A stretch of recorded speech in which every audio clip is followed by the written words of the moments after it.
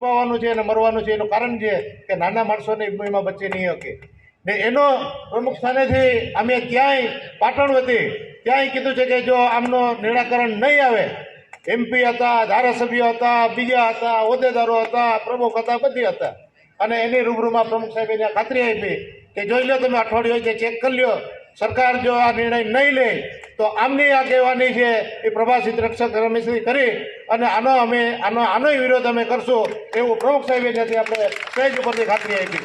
ને આજે મિત્રો આ આપણા ગામ પૂરતી નથી, એ પ્રશ્ન એ 17 ગામનો છે, 17 ગામનો છે. આજે તમારે એની અંદર હવે તમને બધી વાતો કરીશ તો ઘણાઈને રાતે નિંદરેય નહીં આવે.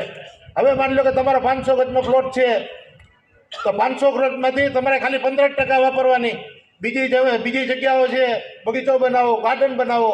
હવે અહીંયા એક ઘરમાં 5-5 જણા રહે તો એનામાં ગાર્ડન ક્યાં બનાવવું? આ હું તમને ઓફિશિયલની વાત કરું, કોઈ બીજી વાત નથી.